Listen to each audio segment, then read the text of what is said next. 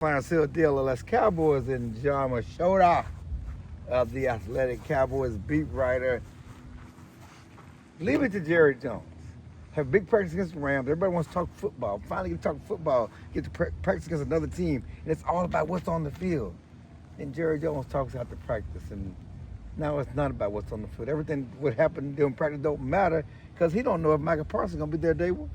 I just think he can't help himself. That's what it comes back to, is that he can't talk without giving us something, which is great for our job, don't get me wrong, but just so people know, it wasn't like that was the thing that was being asked about right when we saw him. No. I mean, he was probably asked about 5 or 6 minutes about stuff he saw on the field and things like that. Then it got into, obviously, Micah Parsons, and yeah, I was surprised that he said it, because even we've asked Brian Schottenheimer, like, do you expect Micah to be out there week one? And he's like, yeah, we expect Micah to be out there. And so what it comes back to for me is that I don't really think this is Micah Parsons versus the Cowboys. This, to me, is Micah Parsons versus Jerry Jones. I think that's why. I mean, for them not to even have talked since he put out that statement on Friday, yeah, I thought that was kind of for a guy who's a relationship guy like Jerry, and he likes to build on relationships and talk about the relationships. And it's, to me, it's like I'm on both sides of the fence here, because how can you really be demanding a trade? I'm mad at you. I don't want to be here. I'm demanding a trade. right. But yet I show up in a jersey every day. My family's here. My kids are here.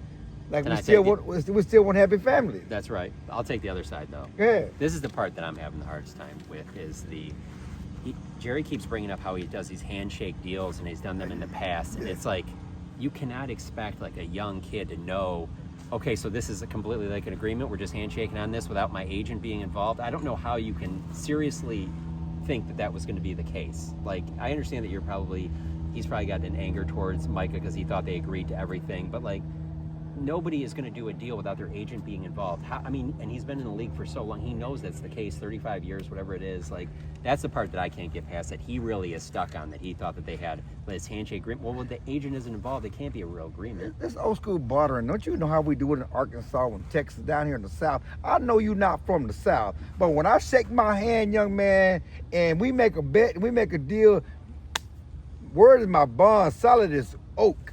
Okay. I mean, we're going to let the details, Jerry, it's funny because Jerry brought up, when I bought the Cowboys, we just said we're going to do a deal and then we let the money deal later. Yeah, that ain't how it works. No, yeah.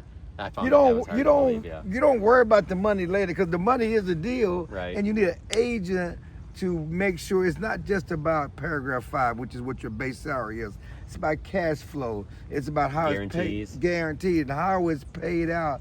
And all those things that you need your agent. And we just talked about the Trevon Diggs thing. It's about workout bonuses and everything else you got to do to get a deal. And Jerry said, well, we had a meeting of the mind that I want you here and you want to be here and we're going to play. Well, yeah, I want to be here and you want to be here, but how do we make that happen? How do we do that without getting into the nitty-gritty details of the contract, which I need my agent here for? And you need to at least be talking.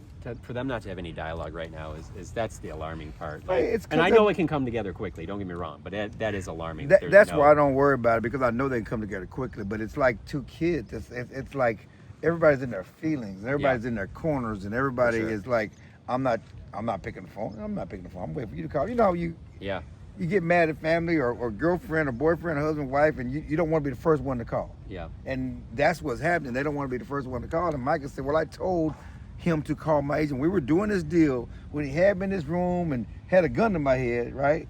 And made me agree to this deal. And I said, well, call my agent. And they've yet to call his agent. Still get to call his agent. And still with their chest out. I don't talk to agents. Which we know he does, obviously, because he does deals all the time. The thing that I will say also with that is there is a deadline coming up, because you obviously need to have him ready. And you can't do the Dak deal where it's done a couple hours before the season opener. No, you need it's not the time same on the field. I know he's staying in shape, but it's not the same as what you can do out here, and so that's the tough part. Yeah, that's what I asked him. I said, what's the urgency? I asked him that urgency. Camp is one thing. You got the Eagles game coming up. What's the confidence of him being on the field and ready to go for the Eagles then? There should be some sense of urgency. And he said, well, I have none, and I have no confidence. I'm urgent him. How are you urgent? Well, you won't even call the guy.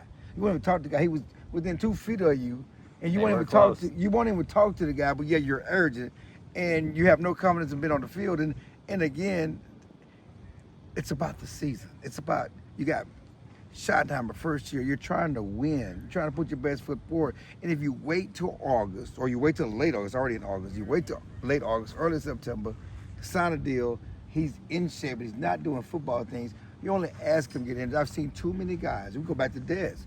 When he held out, as soon as he got his deal, he got hurt. Right.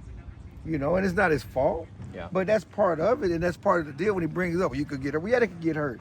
But you get more susceptible getting hurt when they're not prepared to play. And now they're going out there to prove something or help their teammates, and you do a little more, do a little extra, and you pull something. And I agree with all that, and I'll keep it short. The only thing I'll add to that is, I'm sure you guys have talked about this a lot too. When you look at that Cowboys schedule, you have to strike early. It is really loaded on the back end. You cannot afford to kind of just slowly ease in this season. You have to win right away. You have to get off to a hot start with this new coaching staff, so that's a factor in this as well. The soap opera continues. We're going to have on Tuesday, or Monday, we have a kind of red carpet screening of Jerry Jones' Netflix. But I think he cares more about the Netflix thing right now. He gets more excited when we talk about Netflix than anything right now. And so that's on the forefront. Netflix is coming out. We're going to talk about the glory days. Yep. And it's still about the 90s and the gambler. What's the name of it? Yeah, the gambler, Jerry Jones. Jerry's the gambler. Dallas Cowboys. He's gambling. He gambled with the Cowboys. He gambled when he bought the Cowboys. He turned into $1 billion, the richest franchise in sports, and now it's gambling with Micah Parsons.